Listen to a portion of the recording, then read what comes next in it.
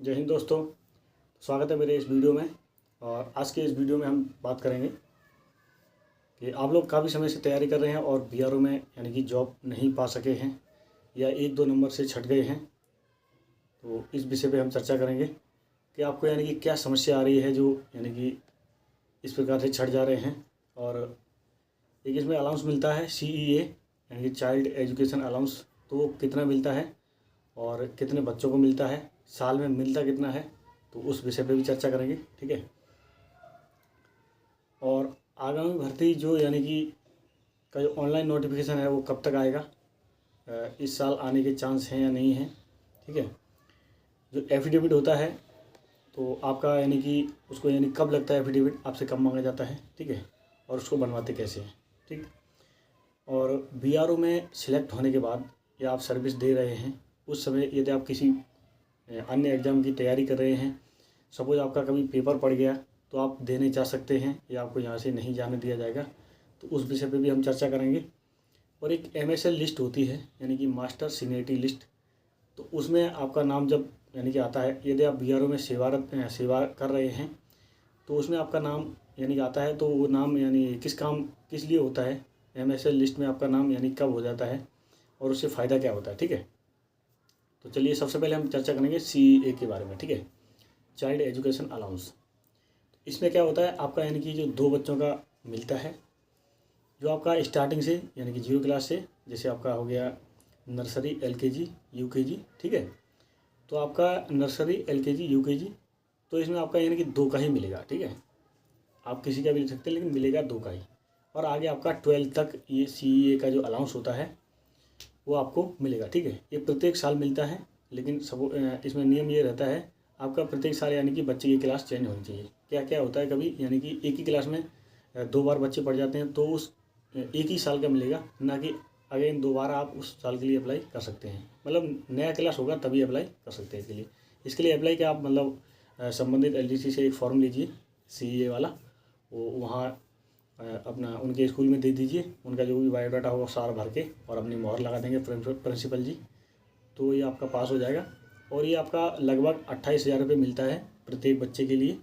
तो 2 बच्चे पढ़ रहे हैं उसका आप गुणा कर लीजिए 2 का। ठीक है। तो साल में आपका ये एक बार मिल जाता है। ठीक है। तो अभी हम बात करेंगे भाई एफिडेविट कब लगता है।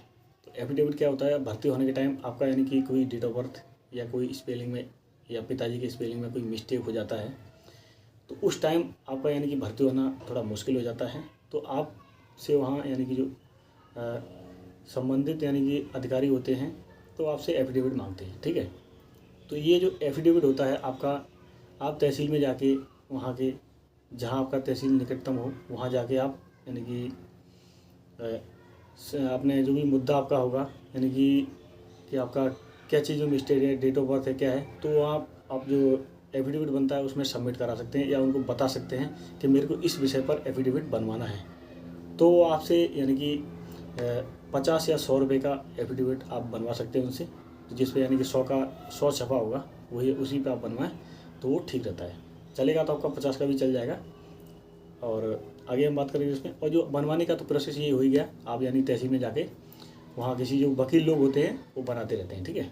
वो उनको हर चीज़ का आइडिया होता है, किस प्रकार से क्या भाषा लिखनी है, वो सारी कुछ आपको बना के आपको दे देंगे। ठीक है।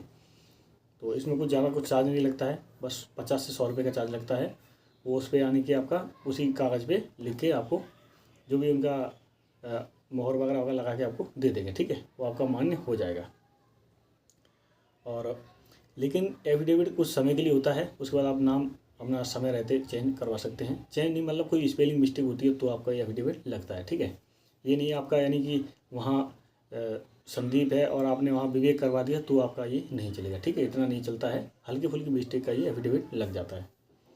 आगे हम बात करेंगे भाई बीआरओ में भर्ती होने के बाद, यदि आप किसी एग्ज़ाम की तैयारी कर रहे हैं, उसका एग्ज़ाम डेट आ गया है और आप यानी कि उसका जो यानी कि डेट आ गया है, एग्ज़ाम देने जा सकते हैं या नहीं। इसमें क्या होता है, पहले तो आपको कोई एग्ज़ाम की तैयारी करें तो आपको अपनी संबंधित अधिकारी से परमिशन लेना पड़ता है। ठीक है। पहले से ही यदि आपने परमिशन नहीं ली है तो आपको यानी कि उस समय रोका भी जा सकता है, यानी कि तय समय पर जाने से रोका भी जा सकता है, चाहे आप कुछ भी करो। हाँ, अगर आप सब कुछ ठीक रहा तो आप आपको यानी कि जाने का मौका भी मिल जाएगा, लेकिन क्लियर नहीं रहता है। यदि आप परमिशन ले लेते हैं तो आप यानी कभी भी उस संबंधित यानी कि एग्ज़ाम देने के लिए उससे संबंधित आप कभी भी छुट्टी ले सकते हैं, ठीक है। और आपका ये MSL लिस्ट क्या होता है भाई, तो MSL लिस्ट होता है मास्टर सीनियरिटी लिस्ट। तो इसमें क्या होता है, आपका जो जितना भी BCA का यानी कि जाने का ब्यौरा होता है, आपके पॉइंट्स वगैरह जो भी होते हैं, आपके नंबर मार्क्स, वो सब उसमें यानी कि डिटेल आपका भरा रहता है, ठीक है। और ये एक तरीके का सीरियल नंबर मान लीजिए, जैसे आपसे जो पहली भर्ती हुए हैं उनका नंबर BCA में आएगा पहले, उसके बाद आपका आएगा। इस प्रकार से ये मास्टर सीनियरिटी लिस्ट बनती रहती है, ठीक है। और आगे और लास्ट पॉइंट ये है कि आप यानी कि BRO में सिलेक्शन नहीं पा रहे हैं, तो समस्या आपके साथ क्या आ रही है। तो सपोज मैं एक ऐसा मतलब मेरे मानना ये है कि फर्स्ट ये है कि आपको यानी कि सिलेबस सही से नहीं मिल पा रहा है। फर्स्ट ये है कि आपको यानी कि जो सिलेबस होता है अपने संबंधित ट्रेड का, आपको समय पे और यानी कि सिलेबस सही से नहीं मिल पा रहा है। अब सिलेबस कहाँ से सही मिलेगा, ये भी आपको यानी कि डाउट होगा मन में, ठीक है। अगला क्या होगा, यानी कि यदि आप इसमें BRO में पक्का सिलेक्शन पाना चाहते हैं तो भाई आप सिलेबस पे पक्का फोकस करना पड़ेगा। आपने क्या किया, तो सपोज आप ड्राइवर का यानी कि पोस्ट पे भर्ती होना चाहते हैं, आपने क्या किया, कहीं ड्राइवर का बुक खरीद लिया और फटाफट उसको पढ़ना शुरू कर दिया। भाई पहले सिलेबस पे ध्यान दो एक बार। अब सिलेबस का क्या होता है, जब भी यानी कि आपका जैसे पहले तो ऑफलाइन फॉर्म पढ़ते हैं, अभी भी ऑफलाइन का ये कोई मतलब ऑनलाइन का ऐसा कोई नहीं आया हुआ है, ना कि अभी की वैकेंसी आ गई कि ऑनलाइन फॉर्म पढ़ने लगे हैं। अभी मैं आपको केवल बता रहा हूँ कि क्या होता है। जैसे अपना सिलेबस आपको सही से मिल गया, सपोज आपका यानी कि इंजन के बारे में पढ़ना है, ठीक है, या सपोज आपको यानी कि इंजन के बारे में पढ़ना है, आपने बुक खरीद ली, तो आप क्या करेंगे, उसको एक तरफ से पढ़ना शुरू कर देंगे, आप सिलेबस पे गौर नहीं करेंगे। तो इसी चक्कर में क्या होता है, आपको एक ये डाउट रहता है कहीं ये ना आ जाए, कहीं वो ना आ जाए। जब वहाँ पूरा सिलेबस आपको दे रखा है कि भाई ड्राइवर में ये आएगा, इंजन के बारे में आएगा, जो उसका ऑयल और लुब्रिकेशन उसके बारे में आएगा, ठीक है, या कोई ब्रेक सिस्टम है उसके बारे में आएगा। आपने क्या किया, बुक खरीदा और पढ़ना शुरू कर दिया, सिलेबस पे ध्यान नहीं दिया, यानी कितना हमको पढ़ना है। तो आपको वो एक साथ क्या लगता है, एक साथ यानी कि पहाड़ जैसा सिलेबस लगता है। उस चक्कर में आप लोग क्या करते हैं, जल्दी जल्दी में जो भी मिला पढ़ते रहो, ठीक है। तो सबसे पहले आप क्या करो, यानी कि जो सिलेबस आपका है उस पर गौर करिए और फिर उससे मिलान करिए, कहीं से भी आप पढ़िए, ऐसी बात नहीं है। कोई भी बुक ले लीजिए, ये नहीं कि कहीं से सिलेबस मिलेगा उसी पे डिपेंड है, वो नहीं करना है आपको। जहाँ से भी आपको मिले पढ़ना है, ठीक है। और सिलेबस पे पक्का फोकस रखना है अगर आप भर्ती होना चाहते हैं BRO में तो, ठीक है। ये नहीं कि जहाँ से आपको जैसे मिला उसको मिलान नहीं किया आपने, मतलब हमारा सिलेबस है लुब्रिकेशन पे पढ़ना है, आप वहाँ उसका जो टायर का रोटेशन वगैरह उस पर पढ़ रहे हैं, ठीक है। तो ये आपका यानी कि जेन्युइन चीज़ नहीं रहेगी और आप बाद में फेल ही हो जाएंगे, ठीक है। सपोज आपका कुक का है, जैसे कटिंग का है, सब्जी का चॉपिंग कटिंग के बारे में आपको यानी कि पढ़ना है, आप वहाँ सब्जी उगाने के बारे में वो करोगे तो कहाँ से पास हो जाओगे, ठीक है। तो समस्या आपके साथ नहीं, हमारे साथ भी यही रही, ठीक है। लेकिन समय रहते मतलब अपने आप को संभाल लिया और इस प्रकार से आपके सामने में यानी कि इसमें भर्ती हो गया BRO में, ठीक है। तो ये होता है आपके लिए, यानी कि मैं बता दिया आपके लिए क्या क्या कमी कर रहे हो इसलिए BRO में रह जा रहे हो। तो भाई सबसे पहले आप कहीं से भी कैसे भी करके पहले तो आपको यानी कि बॉर्डर रोड की साइड पे आपको मिल जाएगा देखने को, ठीक है। वहाँ आप देख सकते हैं क्या क्या मेरा इसमें आएगा, ठीक है। या OEM हो गया, ड्राइवर हो गया, कुक हो गया, वेल्डर हो गया, मेसन हो गया। पहले उसका सिलेबस देखो, सिलेबस बिल्कुल छोटा सा है, ठीक है। आप लोग क्या करते हैं, दुनिया भर का 2000-3000 पन्ने या बुक कहीं से खरीद ली मोटी सी, बोला आप तो इसमें से पूरा पढ़ के हम रट लेंगे, नहीं रट पाओगे आप, ठीक है। आप केवल सिलेबस फोकस करें मात्र।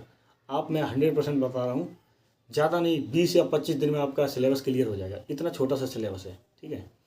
और जो भी करंट अफेयर्स वगैरह है आपका, वो करंट वाला वो आपका यानी कि GK वो आपका आता ही रहता है, ठीक है। वो कहीं से भी पूछा जा सकता है, ये नहीं कि किसी ने बता दिया तो उसी से आप रट रहे हैं, वो ना करिए।